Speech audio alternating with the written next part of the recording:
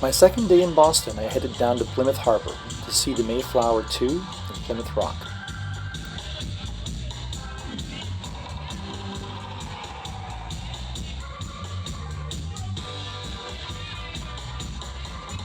I then checked out Plymouth Colony, which is a living museum of the first settlement in 1620.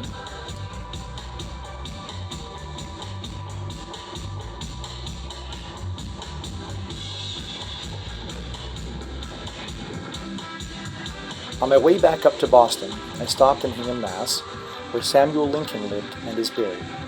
He was the first Lincoln to come to the U.S., and his family is also Abe Lincoln's ancestor. There's a monument to Abe right across the street from Samuel's old house here.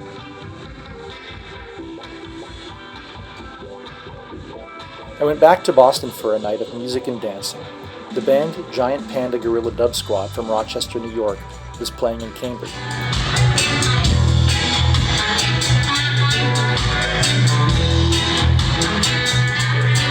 It was time to say goodbye to Boston and head down to Connecticut and New York.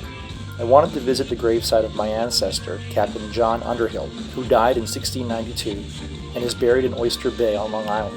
He was an early English settler and soldier in the Massachusetts Bay Colony.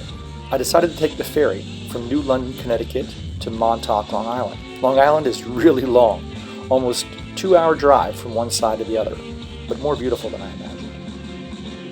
From there I took the ferry back to Bridgeport, Connecticut.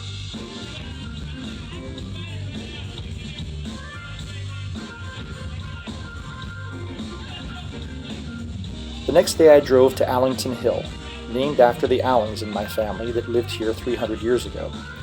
The Allens of Oneida originally came here from England and were involved in the founding of Yale University. At the hill, I found the gravesite of Colonel John Douglas, who I've mentioned before, my ancestor who fought at Fort Ticonderoga and was stationed in Montreal. A stop in Greenwich, Connecticut, about an hour from New Haven across from a beautiful old church, is a monument listing 2 of my ancestors who were early settlers here, Jeffrey Ferris and Robert Feek. Not far away is the graveyard where many generations of Ferrises are buried, including Jeffrey. One of the stained glass windows in this church is dedicated to him. There are so many of his descendants buried here that it was really overwhelming.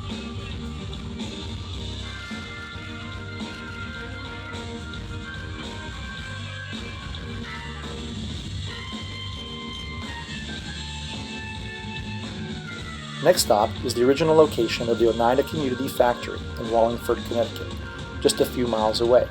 My mother's family lived here before moving to the mansion in upstate New York. There's a Masonic wellness center there now, along with a statue of George Washington and a bell and cannon from the War of 1812. On Saturday afternoon, the Centered Church on the Green in New Haven opens the doors to its crypt. It was built over a gravesite that had been here originally. Several of my Alling ancestors are buried here. This is the list of everyone buried in the crypt.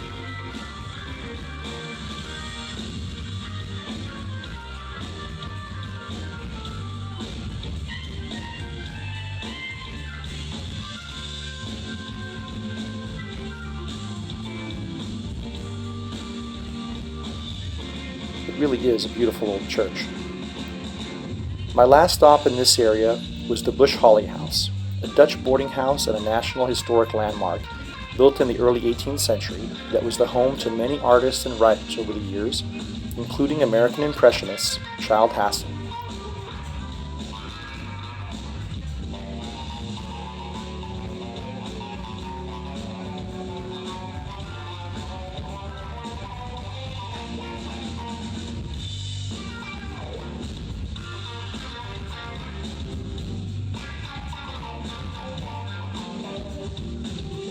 That's it for now.